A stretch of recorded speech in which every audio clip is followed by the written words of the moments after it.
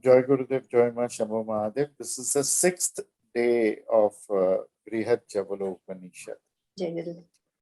So, you know, I want to tell you that before we start, Venuji has asked a question that how to attain stillness. Venu जी का प्रश्न है कि स्थिरता कैसे हम स्थापित करें। तो ये बात ऐसी ही हो गई कि मन को कैसे काबू करें। It is the same as how to control your mind. Okay, the mind cannot be controlled. The mind has to be understood. Mind can control everything. Mind cannot be controlled. तो मन को काबू नहीं किया जा सकता, मन को समझना चाहिए। मन सबको काबू कर सकता है, पर मन को हम काबू नहीं कर सकते। And second thing, what we have to remember is life is not parallel; it is circular. And the movement of energy is not straight; it is circular. So it will reach where it has started from. Even if you feel that the energy movement is straight, there is no space without energy. So energy is covering the whole space. So the movement of energy is like the graph, like science believes it is. So if the energy is going up, it will come down. If it is going up, it will come down. So if the energy is circular, or if the energy is like the graph, zigzag, you can never be into a state of stillness always, and you can never be into a state of chaos always. With chaos, peace will come, and with peace, chaos will come. You have to accept it.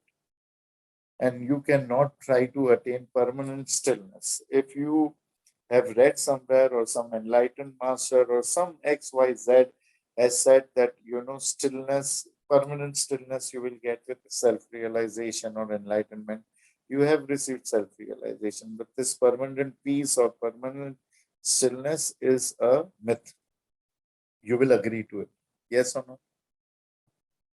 तो प्रश्न ऐसा है कि जीवन एक चक्कर की भांति है। एक चक्कर जब चलता है, तो जहां से चक्कर शुरू होता है वहीं से आप वापस पहुंच जाते हो। ऊर्जा या चर का अर्थ ये नहीं है कि जीवन का अर्थ ये नहीं कि जीवन एकदम सीधा चल रहा है, जीवन गोल घूम रहा है। और जितनी खाली जगह है, उन पूरी खाली जगह में ऊर्जा है। तो ऊर्जा का जो चलन है वो इस प्रकार से है। अगर साइंस की माने तो, धर्म की माने तो चक्रवत है, स्पंदन। स्पंदन मतलब अपनी ही जगह में वो हिल रहा है। तो चक्रवत आप पकड़ लो धर्म के हिसाब से या विज्ञान के हिसाब से, वैसे ग्राफ की तरफ पकड़ लो, तो वो जहां है वहां पे उसको लौटना पड़ेगा। तो अगर शांति में ऊर्जा चली जाती है, तो उसका मतलब ये नहीं कि वो शांति में या स्थिरता में हमेशा के लिए रहेगी। वो वापस जो है बेचैनी में आना ही है उसको। और बेचैनी में है तो हमेशा बेचैनी में नहीं रहेगी, वो ऊपर वापस शांति में जाएगी। उसको हमेशा बेचैनी में रखना है तो टालने की कोशिश करो बेचैनी को, और हमेशा शांति में रखना है तो शांति को टालने की कोशिश करो, उससे शांति में ज्यादा रहेगी। तो जो व्यक्ति को ज्यादा शांति चाहिए, उसको ज्यादा में ज्यादा क्लेश में हिस्सा लेना चाहिए। और जो व्यक्ति को ज्यादा में ज्यादा जीवन में सब कुछ होता हुआ चाहिए, उसको ज्यादा में ज्यादा ध्यान करना चाहिए। So you can only make it more into one situation of peace or chaos by trying to avoid that situation. So if you want chaos in your life, try to get chaos and you will go towards peace. And if you want too many things happening in your life, you want fame, money, this, then meditate more. The more you meditate, the more you attain peace, the more the chaos will happen.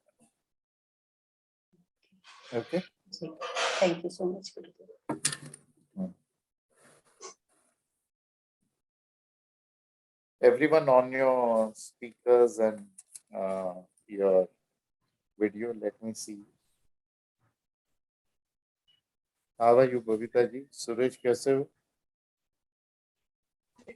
जय गुरुदेव, जय माँ। जय गुरुदेव। जय गुरुदेव। बढ़िया हो? संयुक्ता कैसे हो? जय गुरुदेव। म्यूट पे हो? ओके, जय गुरुदेव। हिमांशु कैसे हो? जय गुरुदेव। अर्चना गुरुजी जी? आपका आशीर्वाद है। जय गुरुदेव। अब सोनाली है कि कौन है? संदीप है। जय गुरुदेव। विद्या एनजीओ के नाम से कौन लॉगिन हुआ है? संदीप। जय गुरुदेव। जय गुरुदेव। संदीप कैसे हो? First class. अच्छा, कल कौन से मेंटोर नहीं थे ग्रुप पे, उन सबको ग्रुप से निकाल देना, कोर्स के ग्रुप से, दोनों ग्रुप से निकाल देना। तो 2-3 मिनट है, हम 2-3 मिनट इंतजार करते हैं सबका। कोई और प्रश्न है? जी गुरुजी। बोलो। गुरुदेव एक प्रश्न है। हाँ गुरुदेव आपने गाय के गोबर से जो भभूत बनाने के लिए बताया था, उस पर कुछ क्वेश्चन है मेरे। हाँ। पहला, जो सुनहरी गाय का आपने कहा, क्या वो जो लाल रंग की गाय होती है या गिर गाय होती है वही है? नहीं, लाल रंग की गाय जो है ना, जो हम लोग आजकल जिसको गेरवा रंग बोलते हैं, ब्राउन, जी जी। वो कलर की गाय होती है। और सुनहरे रंग की गाय का रंग ऐसे कुछ इस प्रकार का होता है, लकड़ी के जैसा। अच्छा। तो और वो गोल्डन गाय जो है, वो गिरी गाय बहुत दिखाई देती है, वैसी गोल्डन वाली। तो गुरुदेव अगर हमें तीनों चीज चाहिए, तो क्या हम सफेद गाय, काली गाय और सफेद गाय के थोड़े थोड़े भस्म को आपस में मिक्स करके लगाए तो सब कुछ मिल जाएगा? हाँ, वो जो देखो, जहां से भस्म मिली ना, जहां आप गए हो और वहां पे हम्म हवन हो रहा है, तो हम्म। वहां का भस्म आप इकट्ठा करके लाना ही चाहिए। सारा भस्म इकट्ठा कर लो, और मिक्स कलर हो गाय को, सफेद, काला, ब्राउन, गोल्डन, सब सब साथ में हो, तो उसको फिर सुमना गाय कहते हैं। उसके बारे में कल बात की थी। नहीं गुरुदेव, मतलब तीनों गाय के गोबर की भस्म को हम इकट्ठा कर लें? 3 नहीं, 5 गाय होती है, सफेद, 5 गाय काली, लाल, गोल्डन और मिक्स कलर। कलर। तो इन सबकी भस्म इकट्ठा करके लगाए तो आपस में वो सारे फल प्राप्त होंगे? सारे फल प्राप्त हो गए। और इन भस्म गोबर को हम नॉर्मली जलाएं या हवन की तरह जला कर करें तब अच्छा माना जाता है? अब नॉर्मली जलाए तो भी मंत्र बोलने पड़ेंगे, क्योंकि शास्त्र में, हर एक शास्त्र में यही लिखा है कि हवन की भस्म लगानी चाहिए। तो हम जहां जहां शक्ति फिर पीठों में भ्रमण करते हैं वहां की भी भस्म ले आए, मंदिरों की भी? हाँ, ऐसे तो काफी लोग चिता भस्म भी इस्तेमाल करते हैं, तो वो सही नहीं माना जाता है। अभी जैसे महाकालेश्वर मंदिर है, जी तो महाकालेश्वर मंदिर के बाहर भस्म की पैकेट मिलती है, और वो सब लोग लेके घर पे आते हैं, जी। और तुरंत उसको घर पे लाते ही घर में बहुत ज्यादा क्लेश होता है, गरीबी आती है, तकलीफ आती है, जी। और भूत प्रेत का भी काफी लोगों को अनुभव हुआ है।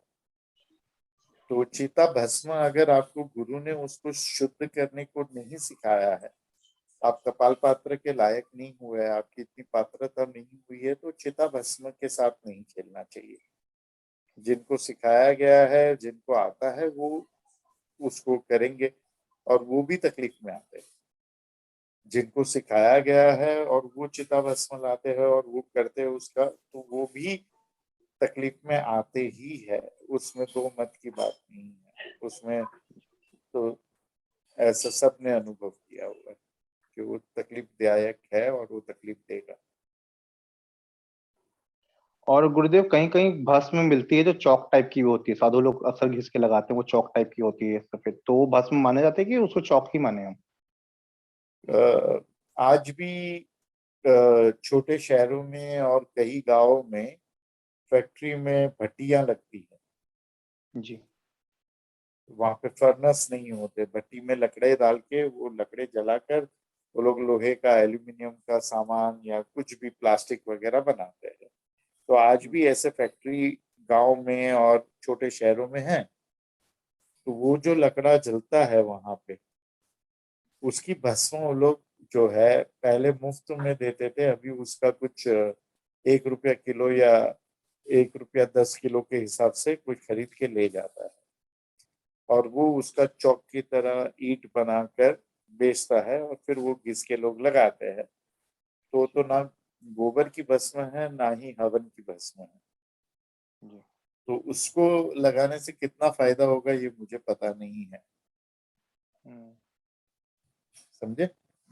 जी। और अगर गोबर की भस्म भी ना हो तो शक्तिपीठ में अगर आप जाते हैं कामाख्या, तो वहां पे गोबर नहीं इस्तेमाल होता है, लकड़ियों की भस्म होती है, लेकिन वो बहुत शक्तिशाली होती जी। है। बोलो, लेकिन हवन की इस्तेमाल करो, जी। बहुत जरूरी। धन्यवाद गुरुदेव। कैसे हो मोना जी? शंभू तू कल क्यों नहीं आया? जय गुरुदेव। जय गुरुदेव। गुरुदेव कल नेट का बहुत प्रॉब्लम हो रहा था, बार बार मतलब मेरा तुमको नहीं कनेक्ट ही पूछा मैंने, तुमको नहीं पूछा। ओ, शंभू तू कल क्यों नहीं आया? जय गुरुदेव। गुरुदेव कल जय छाती में गुरुदेव। मुझे छाती में कल बहुत दर्द हो गया था। तो इतना तेरा कंट्रोल नहीं है तेरे बॉडी पे। आज मेरे को सुबह से चक्कर आ रहे, तो भी मैं आया ना। मैंने बोला क्लास नहीं लूंगा। जब तुम रूल्स बनाते हो मेंटोर्स के लिए, सीनियर मेंटोर्स के लिए, तब तुम उस पे पालन क्यों नहीं कर सकते? क्या तुम भूल के बने हो क्या कि छाती में दर्द हुआ तो तुम क्लास में नहीं आए? नहीं गुरुदेव, उस टाइम पे 9:25 से अबाउट 9:57 तक मैं मोबाइल हो गया था। मेरे को बहुत ज़्यादा दर्द था। मैंने क्या लैपटॉप भी होगा? रखा था, बट मैं रिस्पॉन्ड नहीं कर पाया। तो क्या होगा? कितना भी दर्द हो, जो है हमारी कमिटमेंट है, वो कमिटमेंट के ऊपर हमको रहना चाहिए। माफ़ी चाहता हूँ गुरुदेव। क्या इतना तुम फूल के बने हो? तुम्हारा कल प्रश्न था राधिका का कि हमारी इंद्रियों पे काबू कैसे करें। तुम्हारा तुम्हारे मन पे, तुम्हारे शरीर पे काबू नहीं है, तुम इंद्रियों पे काबू क्या करो? आज सुबह से मेरे को चक्कर आ रहे हैं, दिमाग दर्द हो रहा है, तो उसका अर्थ ये थोड़ी है कि मैं आज क्लास में नहीं आऊँ। आज आधे दिन से ज्यादा मेरा फोन बंद, पर उसका अर्थ ये थोड़ी है कि मैं आज जिनको अपॉइंटमेंट्स दिए थे उनके लिए मैं ऑफिस नहीं जाऊँ। आज मैं ऑफिस भी गया, जिसका अपॉइंटमेंट था उसने स्किप किया, वो नहीं आया। तो क्या हो गया? वो आए नहीं आए उसकी मर्जी है, हमने जो कमिटमेंट किया है उसको पूरा करना है। कमिटमेंट को हमेशा बरकरार रखो। तुम माफ़ी अगर चाहता हूँ। नियम बनाते हो लोगों के लिए, मेंटर्स के लिए, सीनियर मेंटर्स के लिए, कि तुमको ये करना चाहिए, ऐसा करना चाहिए, तो वॉक योर टॉक। जो तुम दूसरे से कहते हो वो तुम खुद करो। माफ़ी चाहता हूँ गुरुदेव, सॉरी।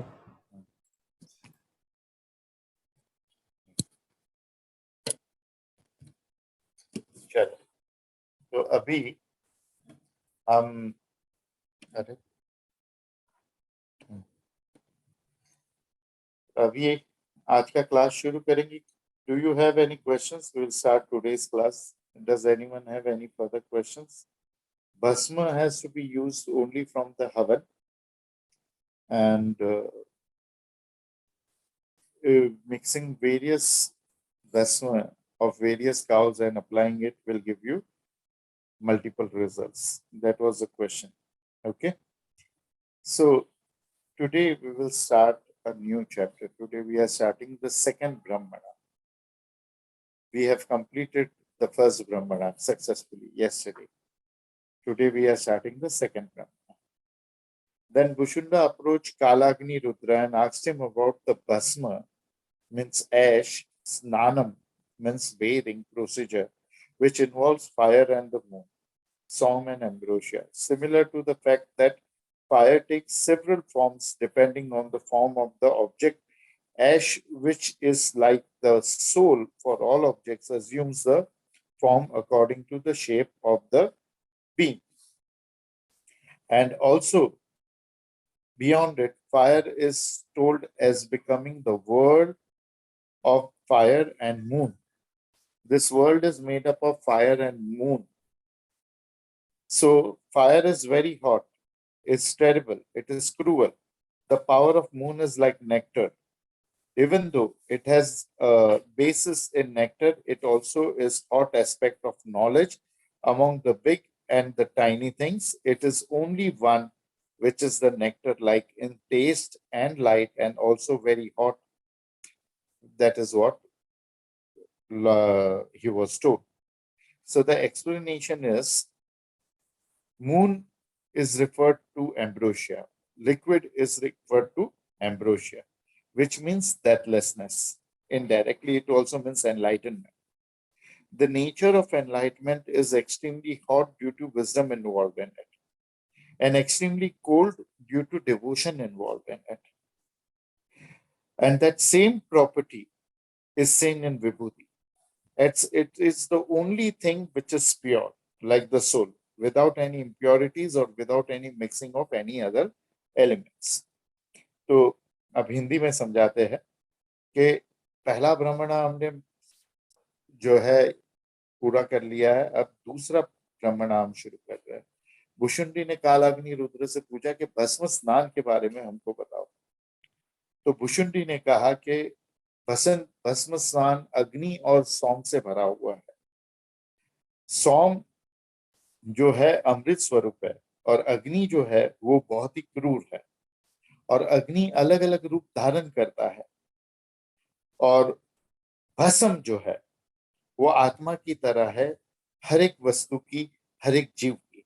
हर एक वस्तु की भी आत्मा होती है, हर एक जीव की भी आत्मा होती है।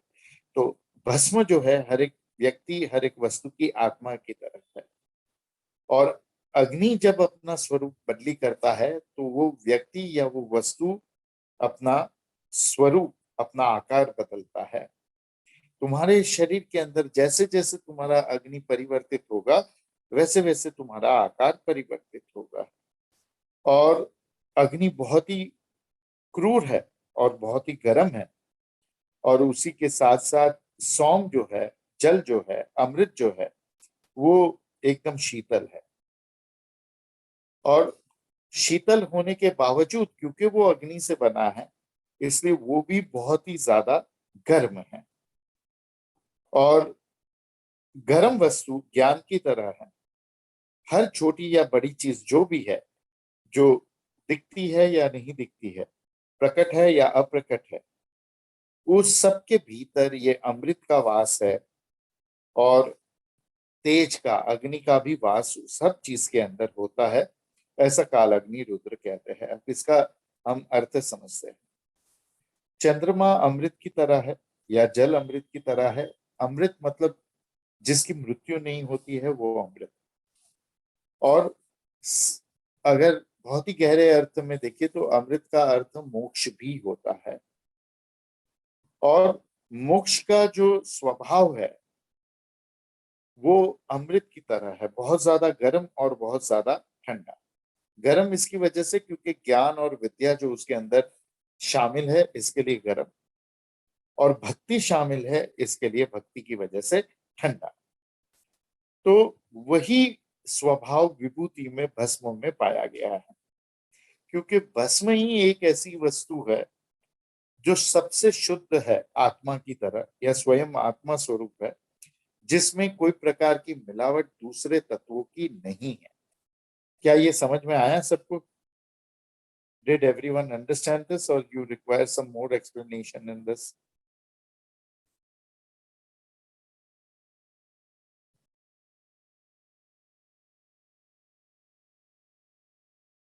Guruji, you Everyone can continue. understood? You can continue, Yeah. Guruji. Yeah. Pranam Charan Sparsh. Yeah. Okay. Okay. So, why is Bhasma pure? Can anyone tell me? Bhasma शुद्ध क्यों माना जाता है? कोई जय मुझे बता गुरुदेव। सकता है? जय गुरु। बताओ। गुरुदेव, एक भस्म ऐसी चीज है जो सिर्फ पृथ्वी तत्व में होती है। बाकी सब में 2 या 3 तत्व होते हैं, भस्म ही सिर्फ पृथ्वी तत्व होती है, एकमात्र बहुत एक सुंदर, तत्व होता है उसमें। बहुत सुंदर। लेकिन बाकी सब में 2 या 3 तत्व नहीं होते हैं।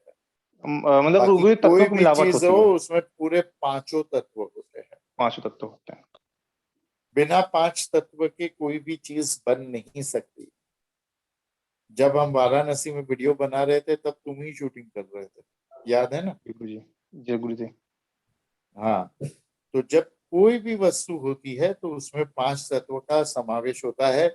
इस पृथ्वी पर या पूरे ब्रह्मांड में कोई भी चीज बिना 5 तत्व के मिलावट के नहीं हो सकती है।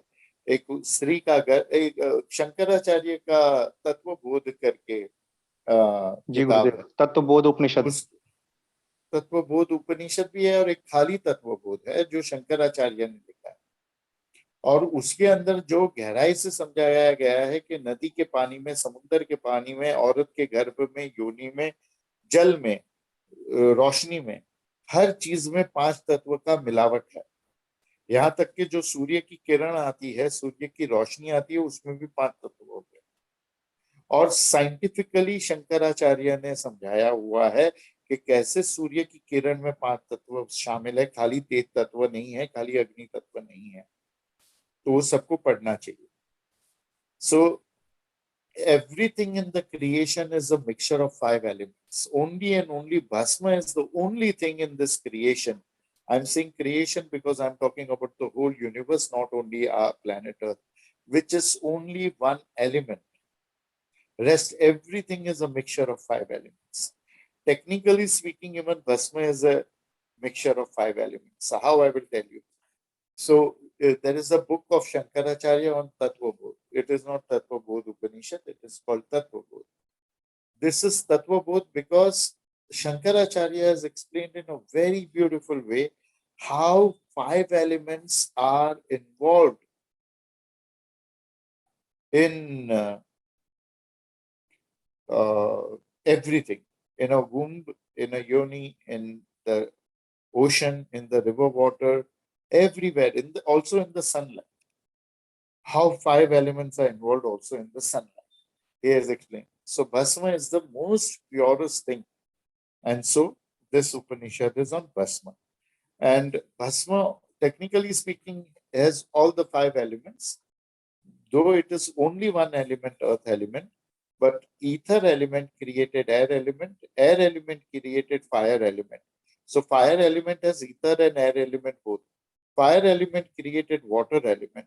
That is what mentioned in this sutra. So water element has ether, air, fire, all 3 elements within it.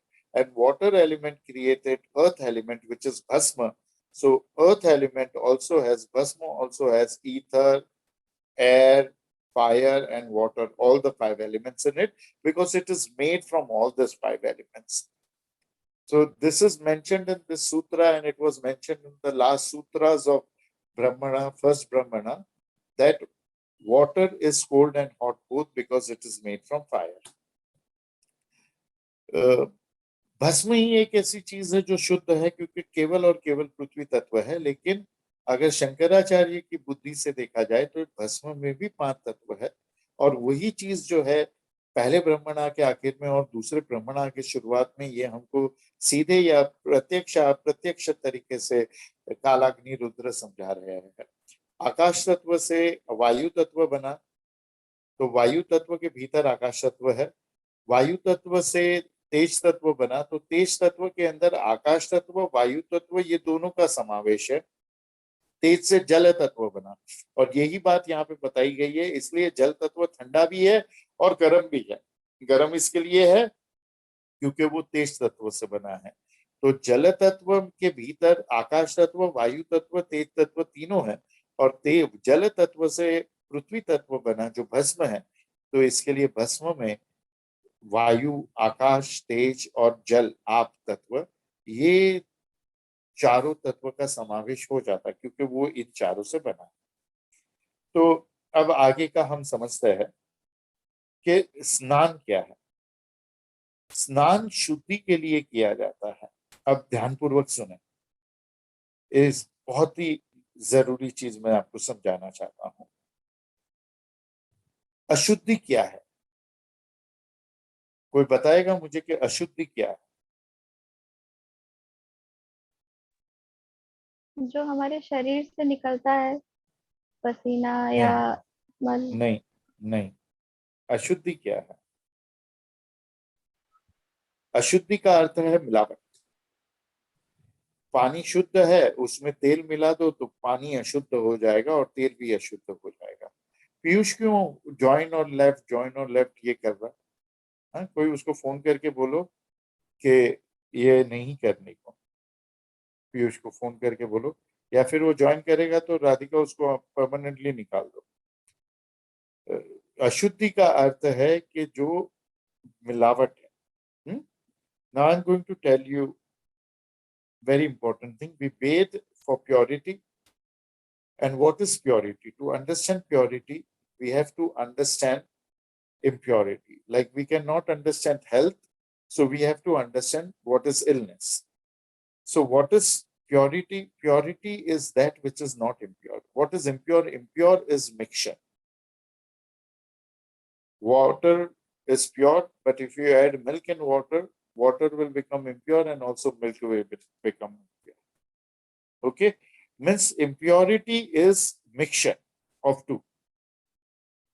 So when you bathe, anything you wet or soak, anything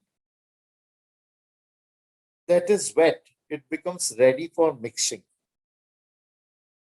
It becomes ready to become impure, or it also becomes ready to become pure again. For example, if you want to make something impure, you have to stick a other thing in it. Like for example, if you want to make your clothes impure, you put them in the sand to dry.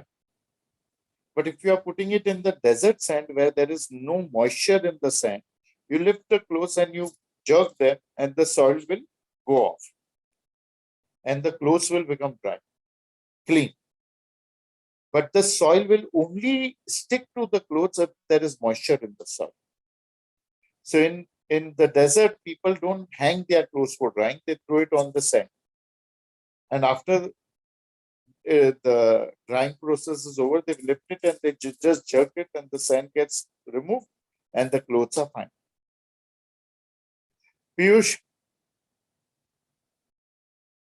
Piyush,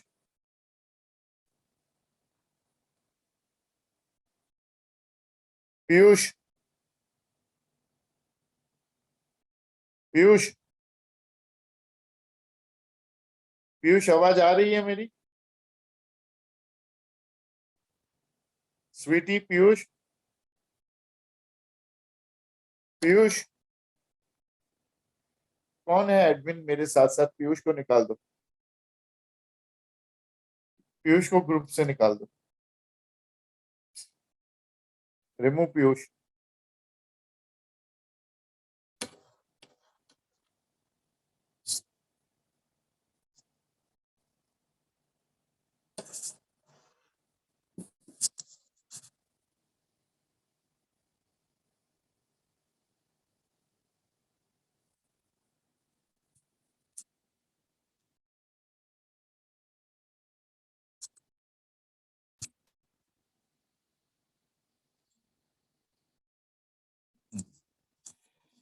So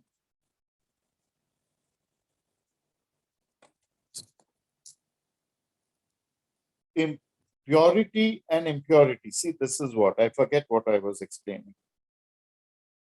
If you want to make something impure also, water is needed. And if you may want to make something pure also, water is needed. If two things are joined together, if there is sand on your skin, that sand is stuck on your skin because there is moisture in the sand and moisture on the skin. If you want to remove the sand again, you have to use water and remove it.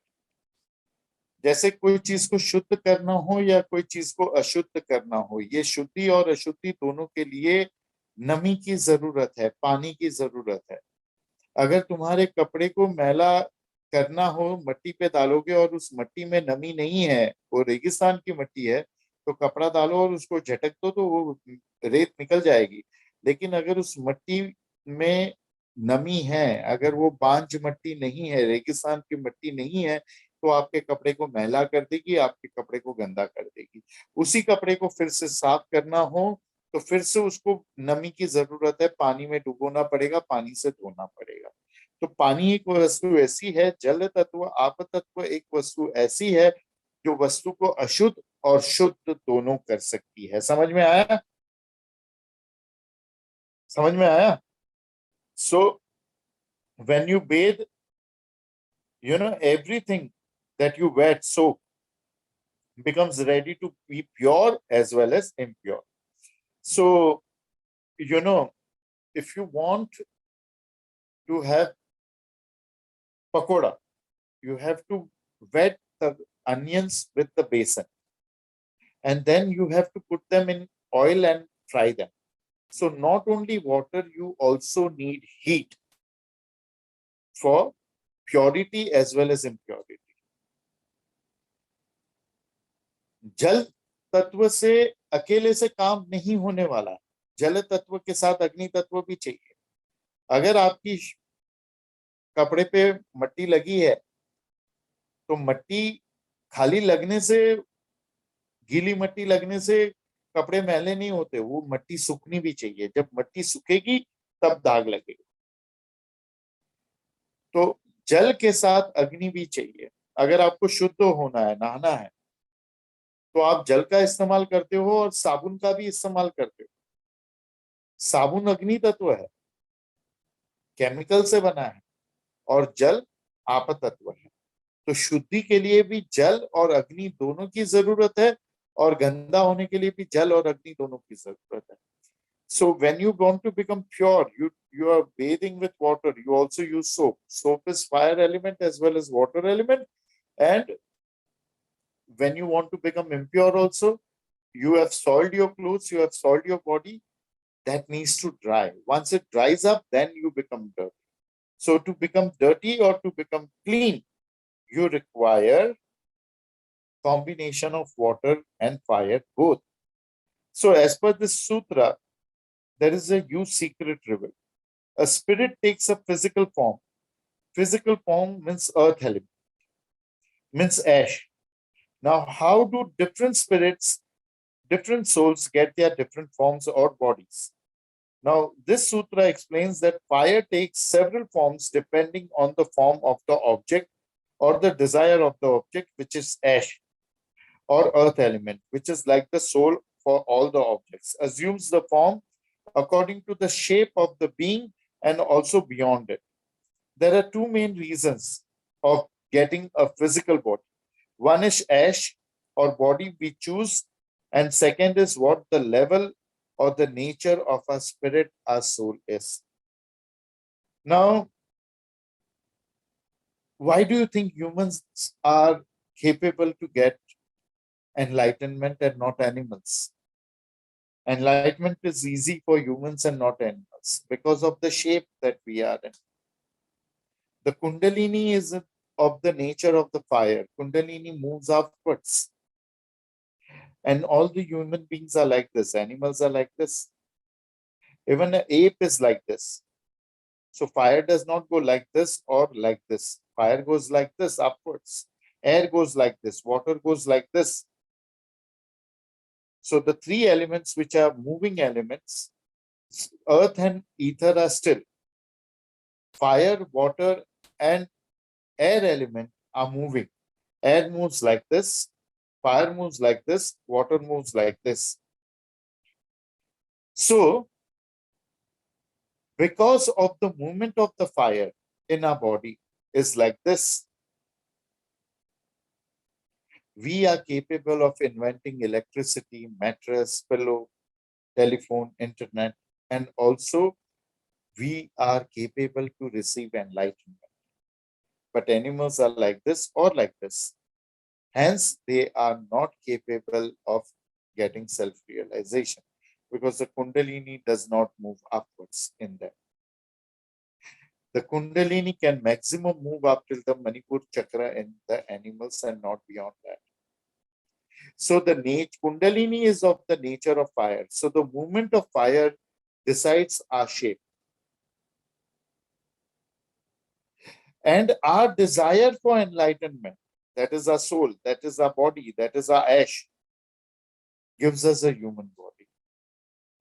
Whenever an animal desires, like a human being, to be more luxurious, to go towards the self-realization, he gets a human body. The animal gets a human body. When the human mind becomes more and more animalistic, you get an animal body. So the moment of the fire and the desire of the soul decides the body for you. I'll tell you one story. There was a king.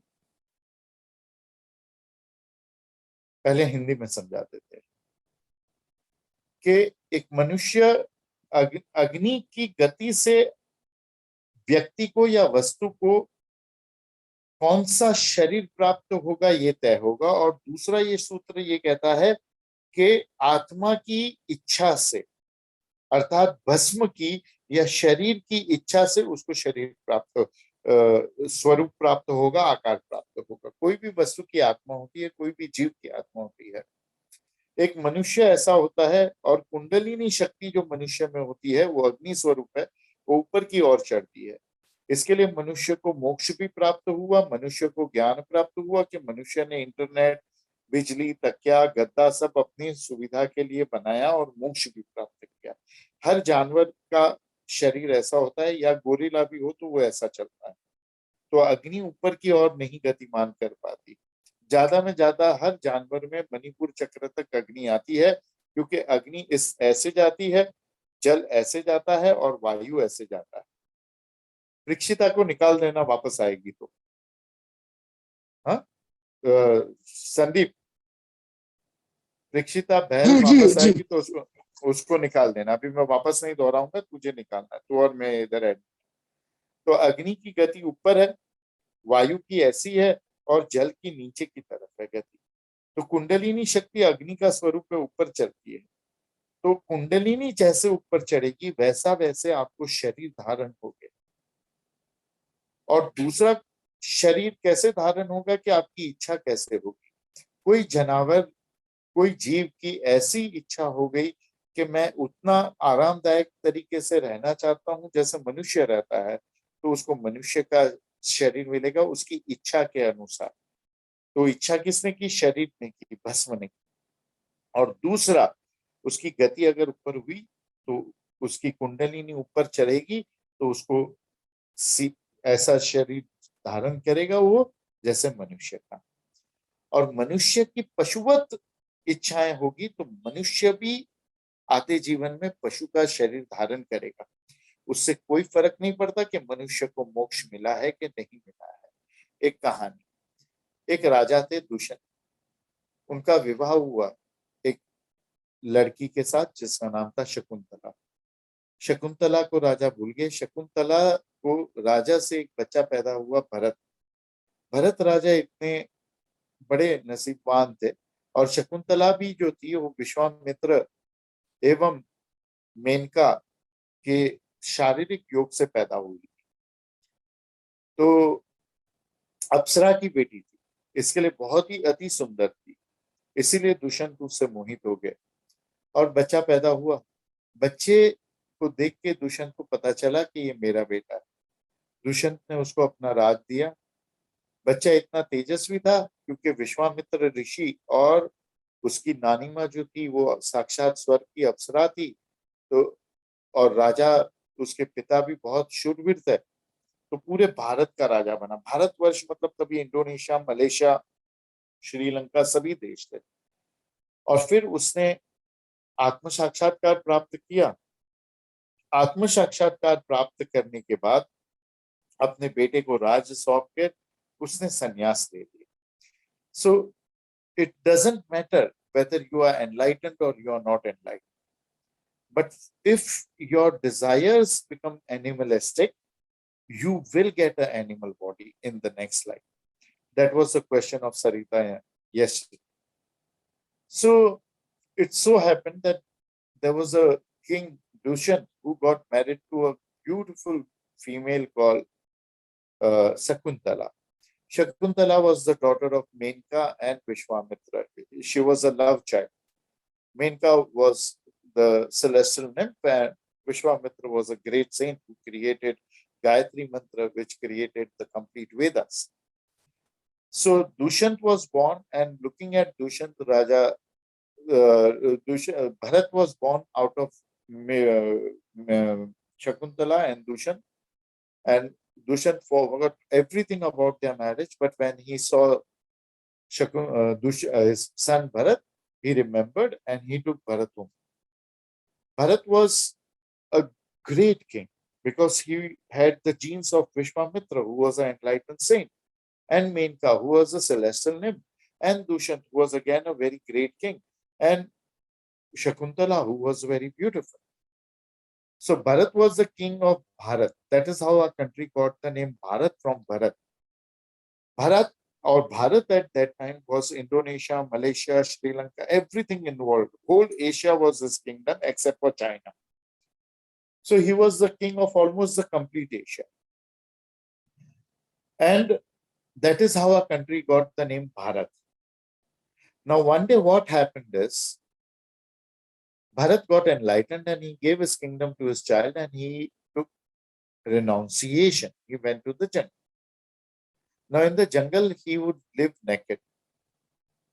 So one day he was offering water to the sun with Gayatri Mantra with both his hands, and from the water which was falling in from the curtain of the water, he was doing Surya Tratak. He was looking at the sun.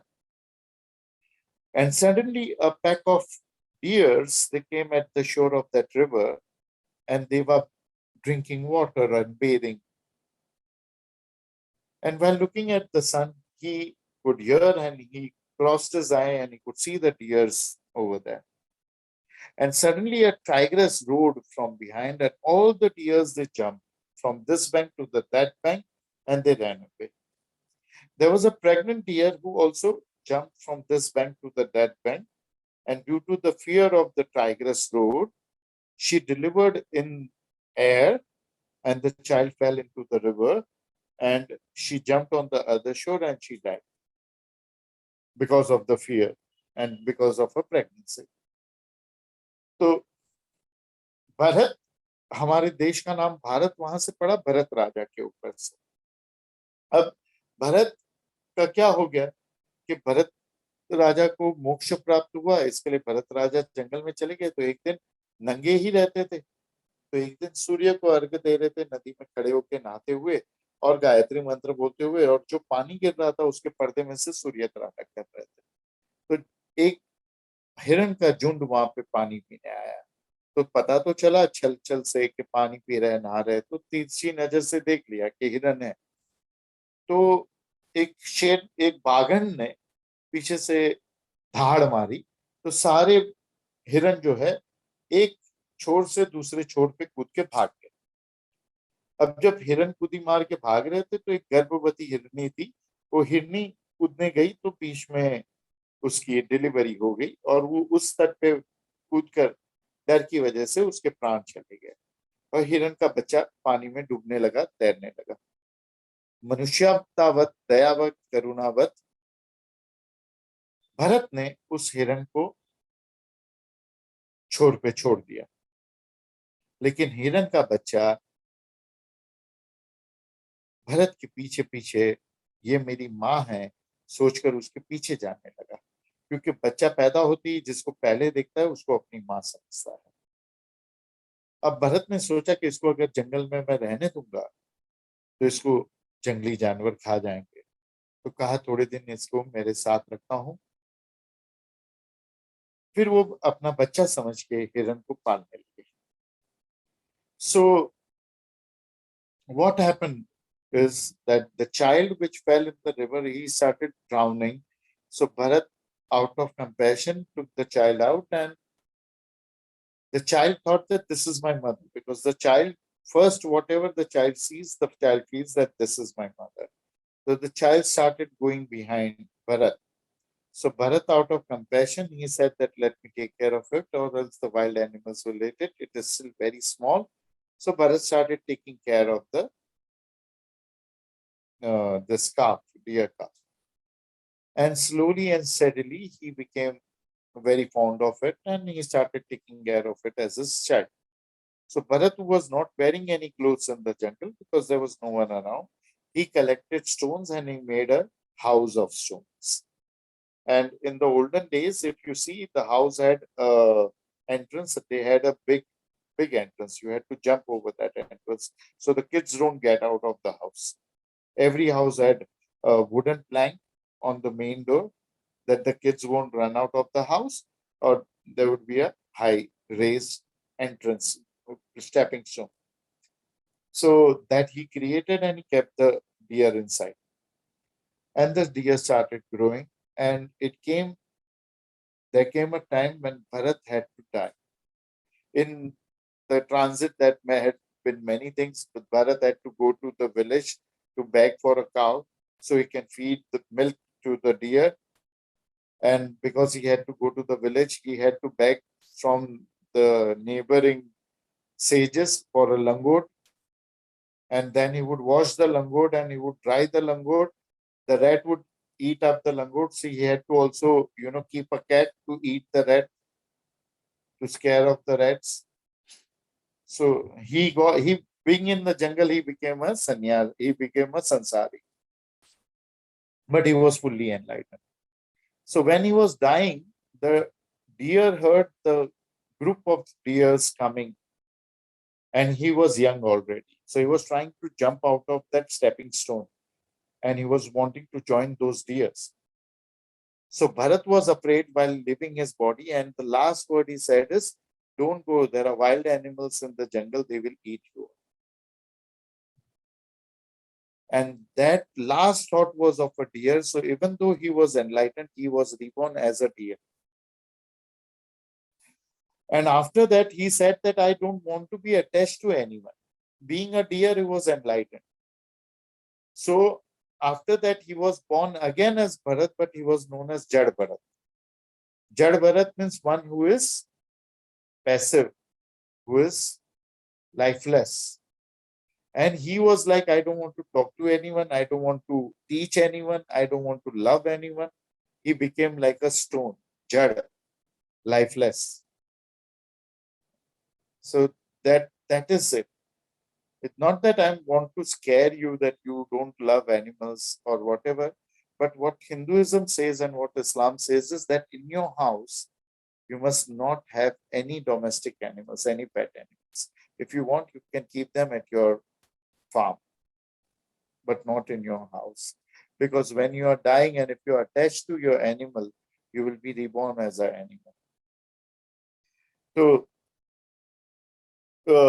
because your desire, your fire, your kundalini is going towards an animal. So your fire, your desire is going to give you the next body in the next life. The last thought of this life will give you the body in the next life. So Bharat को प्रेम हो गया, उसने घर बनाया. अभी घर बनाने में बहुत चीजें हुई. गाय चाहिए थी, तो गाय लेने के लिए गांव जाना था भिक्षा मांगने. तो लंगोट मांगी किसी साधु के पास भिक्षा में. लंगोट मांगी तो लंगोट धो के सुखाई तो चूहे काट गए लंगोट को. तो बिल्ली पाली चूहों को भगाने के लिए. तो ऐसे वो संसार में ही आ गए. जंगल में थे लेकिन पूरा संसार बसा लिया उन्होंने जंगल. हिरण बड़ा हो गया और भरत मर रहे थे. तो जैसे पुराने घर में उम्बर हम बड़ा बनाते हैं या उम्बर के ऊपर लकड़ी का टुकड़ा लगाते हैं कि घर के बाहर जाना हो तो कूद के जाए. तो घर के बाहर जाने के लिए, कूद के जाने के लिए वो हिरण कोशिश कर रहा था और भरत मर रहा था और उसको चिंता हिरण की थी. और उसने कहा कि बाहर मत जा, बाहर जंगली जानवर है, तुझे खा जाएगा. और इतना कहते ही भरत की मृत्यु हो गई. जब भरत की मृत्यु हुई तो आखिरी विचार जो था हिरण का था, आखिरी इच्छा हिरण की थी, आखिरी जो उसके भस्म ने, उसके शरीर ने देखा, चाहा, सुना, वो हिरण था.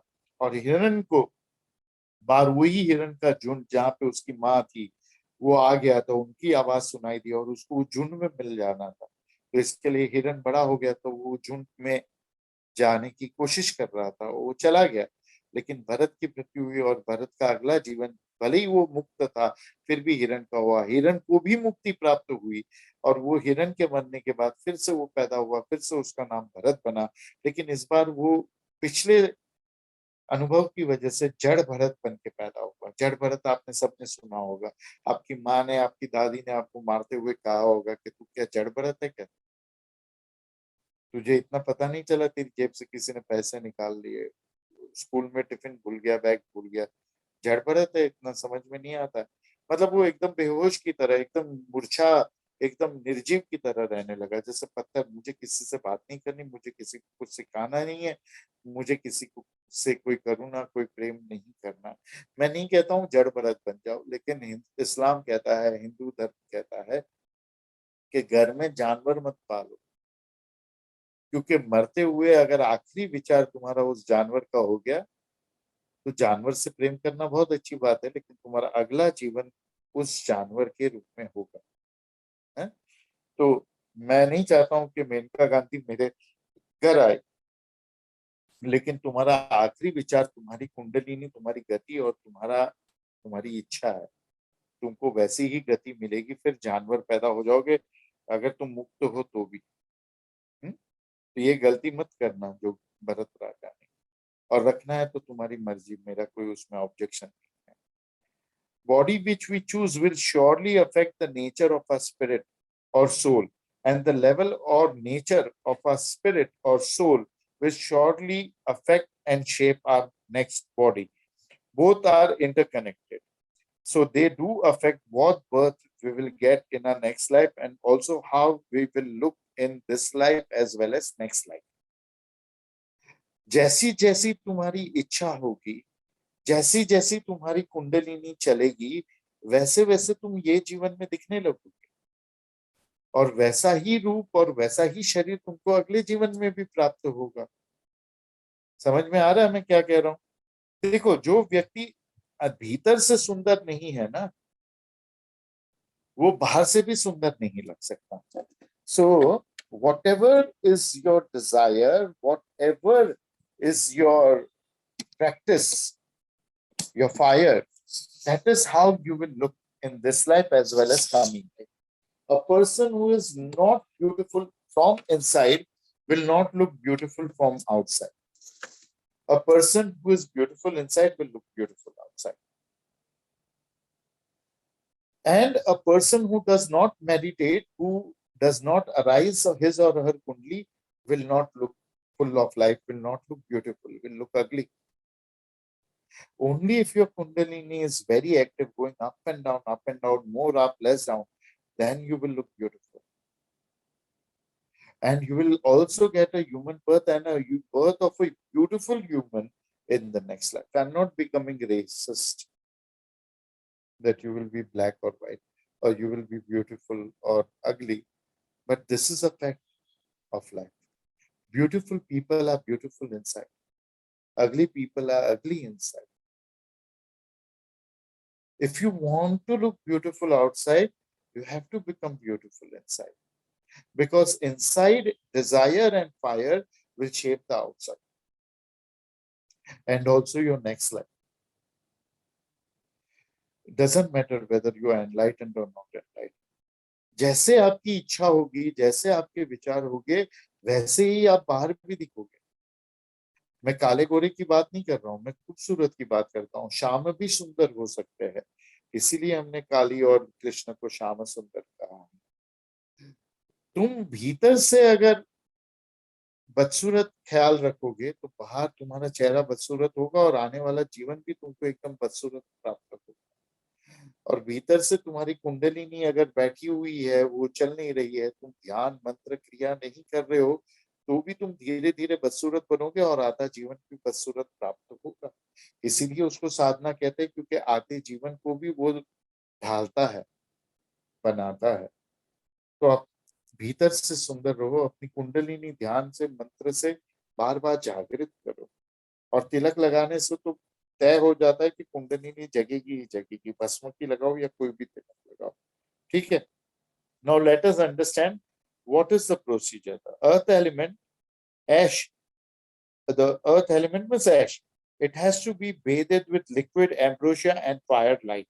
For example, if you want anything in life, you must first have a proper ground for it. That is the ash.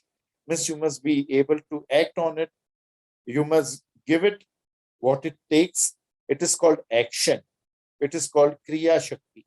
And what is needed to support it, action, Kriya Shakti, is desire, Ichha Shakti. Ichha Shakti is water, ambrosia. And the knowledge to get it is Jnana Shakti or the fire. तो कोई भी चीज जीवन में चाहिए तो उसको भस्म स्नान की जरूरत है, तभी आप उसको बना सकते हो। भस्म स्नान क्या है? सबसे पहले भस्म क्या है? एक्शन, क्रिया शक्ति, आपका उद्यम, आपका स्वयं का प्रबल बल, तो वो क्रिया शक्ति है कि काम करने की जिज्ञासा। फिर उसको कैसे काम करना है उसका ज्ञान हमको चाहिए, वो ज्ञान शक्ति है अग्नि तत्व। और तीसरा, हमारी इच्छा होनी चाहिए वो करने की। बिना इच्छा के आप कोई भी चीज करने की कोशिश करोगे तो वो प्राप्त नहीं होगी, वो सफल नहीं होगी। वो इच्छा शक्ति है अमृत या सौम जल। कुछ भी मुझे कहो, कोई भी चीज आपको क्या चाहिए, you tell me one thing that what you want in life, so I will explain more better. Say if you want self realisation, मुक्ति के बारे में बताता हूँ कि अगर आपको मोक्ष चाहिए, आपको मुक्ति चाहिए, तो मुक्ति के लिए सबसे पहले आपको उद्यम करना पड़ेगा, क्रिया शक्ति। दूसरा, आपको मुक्ति की चाहत होनी चाहिए। और तीसरा, आपको ज्ञान होना चाहिए कि क्या करने से मुक्ति प्राप्त होगी। और चाहत भक्ति भी है कि आपकी भक्ति भी तेजस्वी होनी चाहिए, आपका ज्ञान भी तेजस्वी होना चाहिए, और क्रिया मतलब आपकी साधना भी तेजस्वी होनी चाहिए। खाली क्रिया करने से मुक्ति प्राप्त नहीं होगी, खाली भक्ति करने से मुक्ति प्राप्त नहीं होगी, और केवल ज्ञान प्राप्त करने से भी मुक्ति प्राप्त नहीं होगी। ज्ञान, भक्ति और साधना, ये तीनों का समावेश हुआ तब चौथी चीज अंदर आएगी जिसको कहते हैं कृपा, और तब मुक्ति होगी। So to get anything in life you have to attach three elements to it: earth element, water element, and fire element. Knowledge, desire, and action. Like if you want to have ice cream, I'm giving you an example. First is you must like the ice cream. You must have the desire for ice cream. That is the first. That is Ichha Shakti. That is water element. Liking, wanting, desiring. Second is knowledge. Where will I get the ice cream? Or how can I make the ice cream? That is the knowledge part. And third is how will I go there? How will I buy it? You will need money. You will need to go to the shop, walk to the shop, buy and play with that. Nowadays, this ice cream people are playing the stupid games and putting the videos, trying to give the ice cream and not give. They're just stupid. I don't know why they do it, but they love teasing people. Next time that client will not go to them. They are messing up with their own business. So you must have the strength and patience to face that idiot. So these three things are necessary even to have ice cream, or to be successful in business, or to even to get enlightened. To get enlightenment, you need devotion, that is Ichha Shakti, that is water element. You need knowledge, which is fire element, and you need action or sadhana, penance, which is Kriya Shakti. So these three together can get you anything in life. Without this three, just by getting knowledge, you cannot get enlightenment. Just by doing sadhana, you cannot get enlightenment. Just by devotion, you cannot get enlightenment. When you have this three, the fourth will arrive, which is known as grace, kripa. You get my point? Okay. So next time when you are working towards manifestation or achieving something, then you remember this sutra. It will fulfill your desires with ease. जब भी जीवन में कोई भी चीज प्राप्त करने की इच्छा हो, तब ये सूत्र को याद रखना कि ये 3 हो गए तभी मेरे पास कुछ आएगा, वरना नहीं. There is one more aspect to this. It is the process of energizing the holy ash. We have already learned that in today's video, which was posted in the daytime, or which will be now posted for you. I don't know whether it is posted or not. Okay. तो ये इसमें और एक चीज भी होती है कि भस्म को कैसे सिद्ध करें. वो वीडियो या आपको पहले दिखा दिया गया है या अभी दिखाया जाएगा, अभी आपके ग्रुप पे आएगा. तो भस्म को कैसे सिद्ध करना है, तिलक कैसे करना है, वो वीडियो आप देख लेना, उससे आपको जानकारी मिल जाएगी. कोई प्रश्न है आपके पास? Do you have questions? Jai Gurudev, I have one question. जय गुरुदेव. या This is it's really out of the box. So where like last year, like when I used to have vibhuti, I used to feel like eating that ash. तो ऐसा क्यों होता है? eating means tasting or eating? Like initially when I was in Ireland, I used to eat, and when I used to eat, I used to feel like it was that it was really like, very pleasurable. Like it was as if eating chocolate or something. Like not tasting, eating, like proper. एक bite खा Eating. लिया ना फिर हाँ ठीक है हाँ. Many people, ये एक प्रश्न आया है कि विभूति मुझे खाने का मन बहुत होता था. तो काफी लोग होते हैं जिसको मट्टी खाने का शौक होता है, काफी लोगों को स्कूल की चौक खाने का मन. ये विभूति को खाना मतलब थोड़ी सी चखना होता है, बहुत ज्यादा खा नहीं सकते.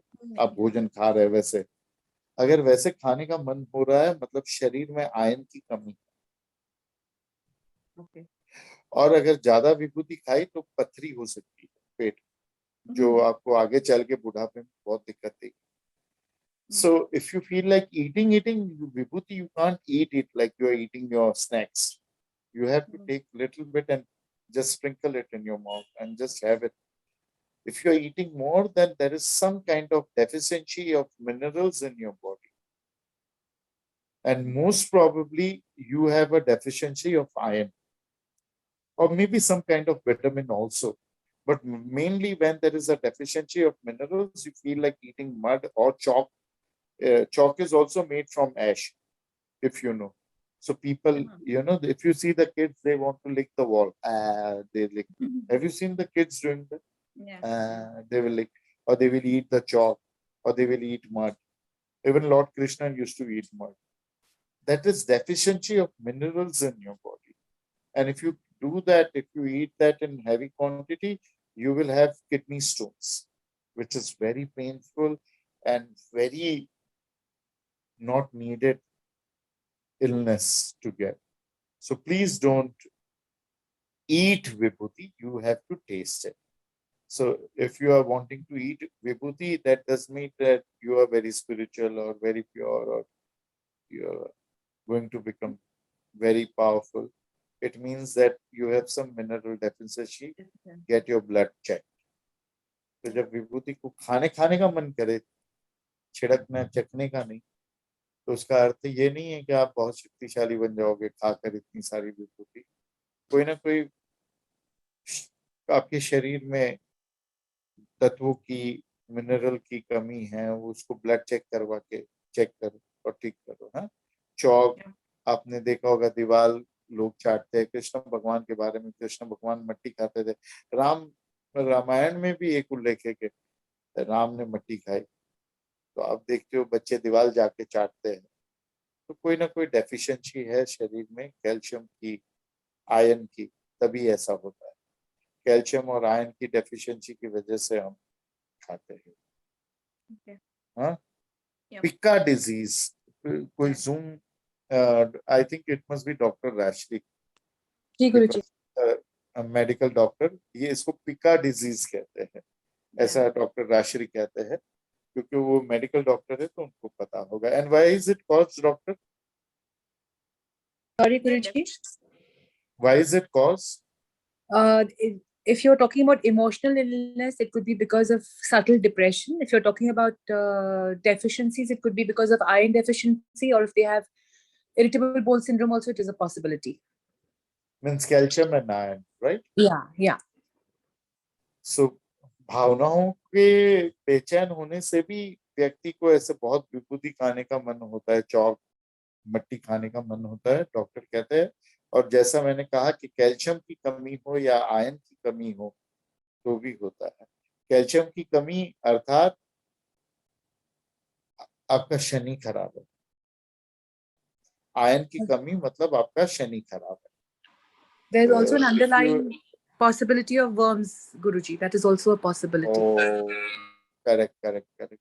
अगर पेट में कीड़े हैं डॉक्टर कहते हैं तो भी आपको मट्टी खाने का या विभूति खाने का इच्छा होता है, क्योंकि वो हजम नहीं होती और वो कीड़े उसको खा नहीं सकते, पेट भरा भरा लगता है उससे। तो भी अगर वैसा लगता है तो डीवॉर्मिंग की एक गोली आती है, वो खा लेनी चाहिए। Any further questions? कोई और प्रश्न है? गुरुदेव हाँ, दो सवाल है मुझे। एक तो पहला सवाल ऐसा है कि अभी तक जो आपने सिखाया है हमें, वो मुझे ऐसा लग रहा है कि सूर्योदय का अपना रिवीजन चल रहा है थोड़ा-सा। तो सूर्योदय और ये बृहद जबलोपनिषद का कोई कनेक्शन है क्या? ये मेरा पहला सवाल है। और दूसरा सवाल ये है कि जो नए साधक हैं, उनके लिए यहाँ पे बृहद जबलोपनिषद में जो विभूति के उपाय बताए गए हैं, वो उनका वो करते वक़्त उनको एक्सपेक्टेशन रखना चाहिए, इंटेंशन रखना चाहिए या गुरु के प्रति सरेंडर होके चलना चाहिए? so there are two questions. The first question is that whatever we are learning in Brihad Jabalopanishad, I feel that it is the revision of Suryoday Yoga. And the question second is, while we are using the Vibhuti, the new sadhaks, they must have some desire in mind, or they must just do it because Guru has said it. Surrendering to Guru, you must do it. So the first question, Swaroday. Swaroday is a complete mixture of everything: astrology, enlightenment, Upanishad. I have said in Swaroday that there are three highest wisdoms spoken on this planet. The first is Ashtavakra Gita, second is Tao, and third is Swaroday Yoga. The third is the highest, second is the second one, Tao, and third is the Ashtavakra Gita. There is no knowledge like Swaroday Yoga spoken on this planet. It is the highest knowledge. So if you have not done, you must do it. पहले प्रश्न का उत्तर यह है कि स्वरोदय योग में सब कुछ है। आप ज्योतिष शास्त्र कह दो, मोक्ष कह दो, उपनिषद कह दो, वेद कह दो, काम शास्त्र कह दो, गर्भ, सब कुछ स्वरोदय में योग में है।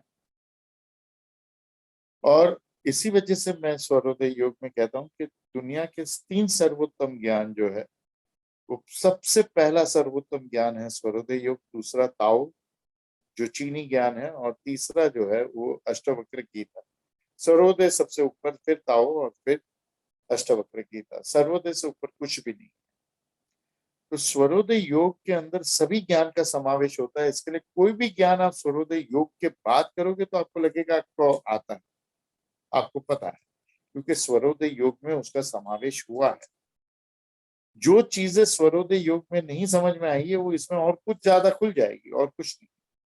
So whatever your knowledge you get before or after Swaroday Yoga, if you do Swaroday Yoga, you will know that you know it. Or if you are taking new knowledge after Swaroday Yoga, you will know that you already know it, because Swaroday Yoga includes all the knowledge. Secondly, after doing Swaroday Yoga, when you are listening to other chapters, you know that you know it, and whatever you have not understood in Swaroday Yoga, you will simply understand in the new knowledge.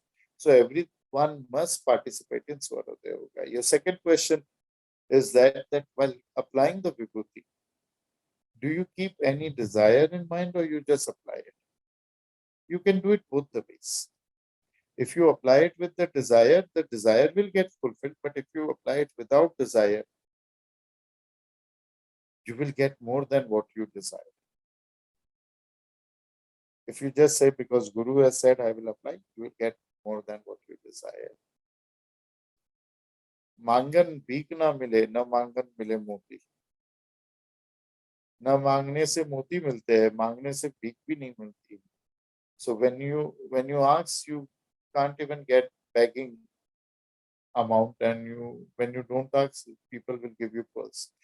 Whenever there is a party at your home, you never call anyone who is hungry, who cannot afford even eating. You always call people who throw away food, who waste food in your house. So no one will also offer you food, also call you for a party or for a wedding if you are hungry, if you are asking. And in olden days, people would, gate crash and go to the parties, and then they would check, okay, where have you come from? And they would beat the shit of that youngsters who would gate crash and eat and run away. That was when per plate was 10 rupees, 20 rupees. Now the per plate in 5-star hotel is 12,500, 15,000, 18,000, but you don't care. Let the gate crashers come and eat and go. So this is it.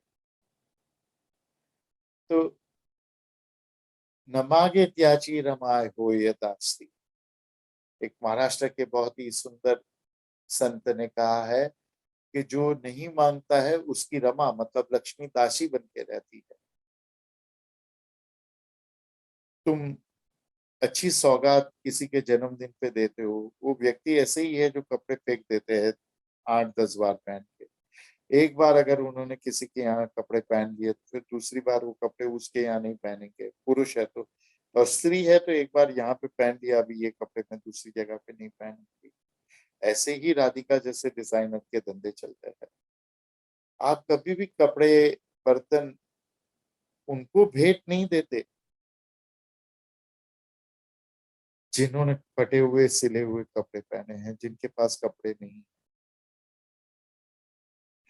आपने कभी भोजन पे भूखे को बुलाया ही नहीं, आपने उन्हीं को बुलाया जिनके घर पे दोनों समय खाना फेंका जाता है, बिगाड़ा जाता है। तो नहीं मांगने से मोती मिलते हैं और मांगने से भीख भी नहीं मिलती। तो इस वजह से इच्छा मन में रख के विभूति लगाओगे तो इच्छा पूरी होगी, लेकिन बिना इच्छा लगाए, बिना इच्छा के अगर आप विभूति लगाओ तो जो इच्छा है उससे कहीं ज्यादा प्राप्त होगी। अब मर्जी आपकी है, आपको जैसा करना है वैसा करें। Any further questions? कोई और जी प्रश्न? गुरुदेव।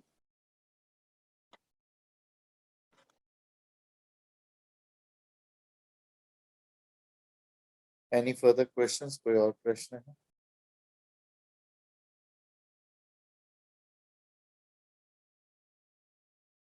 आज के क्लास के बारे में, पहले क्लास के बारे में? Guruji, I have a question. It may not be pertaining to this class, but it's something that struck me when you were speaking. When you mesmerize us whenever you speak. So my question was, when you said that at the last moment of your lifespan, whatever is closest to you, if that person or that thing is in your thought, you would obviously take a rebirth as that. My question arises from this particular stance, is that in case if like people are graced with your presence, with your august presence, and you have shown us the pathway, so there's, if the bhakti is extremely jagrit at that time, but you are very attached to your God's idol. So then what will be, will there be a rebirth? Will there be something else that we should be thinking about at that time? Because it is very difficult to take your thoughts into direction at that time. But that entire thing, if in case if you're dying out of pain, you would only be calling out to your God. And if you're not even dying of pain, your last thoughts will only be about your Ishta or your Guru. And then what happens? एक बहुत ही सुंदर प्रश्न है doctor Rajshree का, कि अगर तुम्हारी आखिरी इच्छा ईश्वर की है और अगर आप पीड़ा में मर रहे हो तो आप ईश्वर को ही याद करके हुए मरोगे, तो क्या होगा? अब इसके दो उत्तर है। There are two answers to this. Person in pain 90% of the time will not remember anything else and will remember that pain, and he will be reborn as a sick person, as a handicapped person with pain for all his life. Oh. Because pain does not allow you to even remember your God, your Ishta, or your Guru. Oh. तो जो आपका विचार है कि व्यक्ति पीड़ा से मर रहा है तो अपने गुरु या अपने इष्ट को ही याद कर रहा है, पीड़ा में 90% आदमी जो है 90% लोग पीड़ा को ही याद करते हुए मरते हैं। और इस वजह से जब पीड़ा को याद करते हुए मरते हैं तो उसी पीड़ा के साथ अपंग पैदा होते हैं कि वो पीड़ा जीवन भर उनके साथ रहती है। जो व्यक्ति को मोक्ष मिला हो या ना मिला हो, अगर वो ईश्वर को या मुक्त गुरु को याद करते हुए मरेगा तो उसको मुक्ति प्राप्त होगी, और मुक्ति प्राप्त पहले ही हो चुकी है। और अपने गुरु या अपने इष्ट को याद करते हुए मरेगा तो अवतार पुरुष कौन होते हैं, कैसे होते हैं, उसके ऊपर थोड़ी सा समय आपके पास हो तो उस पर चर्चा कर लेंगे। So when a person is dying thinking of the Guru or his or her Ishta, in whatever state he may or she may be, then what will happen after that? How are avatars born? We will talk about it a little bit. First is you don't know when will your last moment alive. So 24 hours, like I have mother in my mind, you must have your Ishta or your Guru in your mind. Because you absolutely cannot predict Osho, Shri Ravi Shankar, Satya Sai Baba. No one was accurate in predicting their death. Gagan Giri Maharaj. If they were not, you can never be, whether you are enlightened or not. Even Adi Shankara. So your prediction about your death can never be right. So 24 hours you have to think about your Guru or your Ishta. सबसे पहली बात तो 24 घंटे आप गुरु और इष्ट को मन में रखें, जैसे मैं रखता हूँ, क्योंकि मृत्यु कभी होगी कोई ठीक से जान ही नहीं पाया है, चाहे आप ज्ञानी हो, अज्ञानी हो, मुक्त हो, बंधन में। तो इसके लिए 24 घंटा आप समझो कि मृत्यु अभी आएगी और याद रखो अपने इष्ट को, अपने गुरु को। दूसरी बात यह है कि अवतार कैसे बनते हैं। जब राम पैदा हुए थे तब शास्त्र में लिखा था कि विष्णु का अवतार होगा राम, और लोग सीता को भी वो राम अवतार समझते थे, और लोग रावण को भी राम अवतार समझते थे। जब कृष्ण पैदा हुए तब 7 लोग ऐसे थे जिन्होंने कहा कि मैं कृष्ण हूं, मैं वसुदेव हूं। कृष्ण तो नाम नहीं लिखा था शास्त्र में, मैं वसुदेव हूं। जब महावीर हुए 24वें तीर्थंकर जैनों के, तब मैं वो 24वां तीर्थंकर हूं जो पूरी नाथ संप्रदाय की काया पलट कर देगा, अघोर संप्रदाय की काया पलट कर देगा, ऐसे कहने वाले सैकड़ों लोग।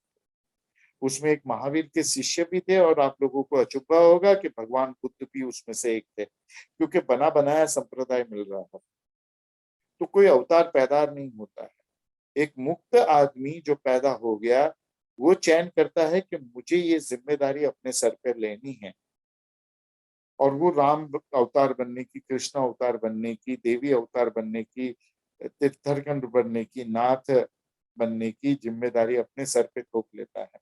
और उसी की तरह बहुत सारे मुक्त जीव ऐसे होते हैं कि ये जिम्मेदारी वो अपने सर पे खींचने की कोशिश करते हैं, लेकिन जीतता उनमें से एक ही है।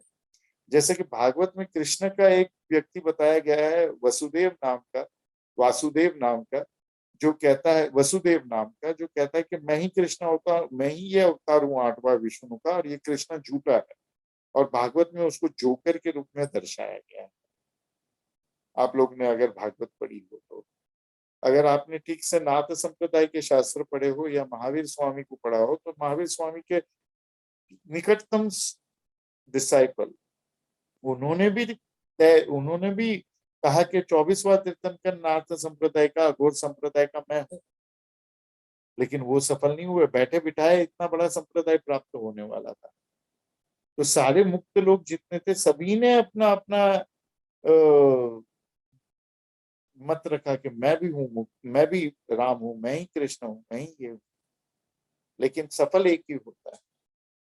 तो जब तुम उस देवी या उस देवता के बारे में विचार करते हुए अपने प्राण छोड़ते हो, तो जब उस देवी उस देवता का अवतार आने वाला हो, तब आप स्वयं जागृत होकर कहते हो कि मैं ही वो अवतार। फिर उसमें कंपटीशन में बहुत सारे लोग होते हैं, क्योंकि बहुत सारे लोग उस देवी, उस देवता, उस गुरु की छवि मन में रख के उन्होंने प्राण छोड़े होते हैं। पर उसमें से सफल एक होता है। आप सफल होगे कि नहीं, वो आपकी साधना पे और आपकी पीआर पे, प्रस्तुत साधना से ज्यादा आपकी प्रस्तुति कैसी है, पीआर कैसा है, उसके ऊपर आधारित है, ना ही के आपके कोई और चीज पर वैसा होगा। सो when you are thinking about any deity, when that avatara of that deity will come, your inner soul will give you a voice that I am that deity. And like you, many people have thought of that guru, that deity, and they will come and say that we are this guru or we are this deity, but only one will be successful. Like Sai Baba. When Sai Baba died, after that, Satya Sai Baba came and he said that I am that Sai Baba. And when Satya Sai Baba was dead, there are thousands of people who are saying that I am Satya Sai Baba. Sai Baba said that I am the incarnation of Dattatreya. There are many people in Maharashtra, in South India, in Bangalore, everywhere who have said that I am the incarnation of Dattatreya. Even Sai Baba has said that. And there are many places which are devoted to Dattatreya because those people had said. Then Dattatreya was forgotten. People started saying we are the incarnation of Sai Baba. Now Satya Sai Baba said, I am the incarnation of Sai Baba, and he was successful. Now after Satya Sai Baba, within the Satya Sai Baba clan and outside, there are right now on the planet 1,000 people who claim to be Satya Sai Baba. You know that very well. So Dattatreya के अवतार अलग अलग सब जगह बोल के गए, नरसोवाड़ी में, बेंगलोर में, यहाँ वहाँ, अवधूत, चिंतन, श्रीपाद वल्लभ, बहुत सारे नरसो संत थे महाराष्ट्र के। सबने कहा कि हम दत्तात्रेय के अवतार हैं। साईं बाबा भी आए, साईं बाबा ने भी कहा मैं दत्तात्रेय का अवतार हूँ। साईं बाबा के बाद, उनके शरीर छोड़ने के बाद बहुत सारे लोग हुए जिन्होंने बोला हम साईं बाबा के अवतार हैं, लेकिन उसमें विजयी हुए एक सत्य साईं बाबा, बेंगलोर के, पुट्टपट्टी के। मैं प्रोनाउंसिएशन गलत हो सकता है, पुट्टपट्टी ये क्या है। तो उस सत्य साईं बाबा के मरने के बाद दत्तात्रेय का अवतार हूँ वो तो भूल गए, लेकिन मैं सत्य साईं बाबा का अवतार हूँ। सत्य साईं बाबा के ऑर्गेनाइजेशन के अंदर और बाहर ऐसा क्लेम करने वाले कम से कम 1000 के ऊपर लोग कि हम सत्य साईं बाबा के अवतार। तो आखिरी ध्यान जो साईं बाबा का करके जिन्होंने प्राण छोड़ा, उनकी आत्मा और सत्य साईं बाबा की आत्मा एक हो गई। मैं नहीं कहता हूं कि ये 1000 में से कोई भी झूठ बोल रहा है, लेकिन सबकी आत्मा साईं बाबा की आत्मा में एक हो गई, इसके लिए इतने सारे सत्य साईं बाबा आ गए। उसी प्रकार से सबकी आत्मा विष्णु में विलीन होती है, देवी में विलीन होती है। इस वजह से वो देवी का अवतार बन के अवतरित होते हैं, विष्णु का, भुवनेश्वरी, काली, ऐसे। तो आखिरी विचार आपकी जीवात्मा को उस देवी देवता के, उस गुरु के आत्मा में विलीन करता है। So the last thought, if it is of a deity, you go, your soul, your life force goes and gets sucked by the life force, the soul of that deity. And so you are born as that deity again and again. And of course, if that deity or that guru, they are enlightened, you become enlightened. And so it is said in the scriptures that even if you are killed by a deity, by an enlightened person, you are reborn as an enlightened person. All the demons who were killed by Vishnu, avatars of Vishnu, they became Vishnu, they became enlightened. इसी वजह से कहा जाता है कि अगर आपको किसी मुक्त आदमी ने आपके प्राण भी ले लिए ना, तो आपके अच्छा हो गया। बहुत सारे राक्षस, सबके विष्णु ने प्राण लिए, सब विष्णु बन गए, उनका वध किया, उनको बढ़ाया, वधाया। वध मतलब बढ़, उनको बढ़ाया, उनको घटाया नहीं, उनको बढ़ा दिया, उनका वध करके उनको बढ़ाया और उनको मोक्ष प्राप्त करवाया। वध का मतलब ये नहीं कि मार डाला, वध का मतलब कि उनको बढ़ाया, तो वो विष्णु बन गए, उनको मुक्ति प्राप्त हुई। सारे शास्त्र में ये लिखा है। अभी महाराष्ट्र में एक व्यक्ति ने कोई किताब में लिखा था कि कोई किसी राजा का, शिवाजी के बेटे का वध हुआ, तो कुछ पॉलिटिकल पार्टी वालों ने जाके उसको बहुत मारा जिसने लिखा था, और वो वीडियो डाला सोशल मीडिया पे कि वध क्यों लिखा, वो राक्षस थोड़ी था कि उसका वध होगा।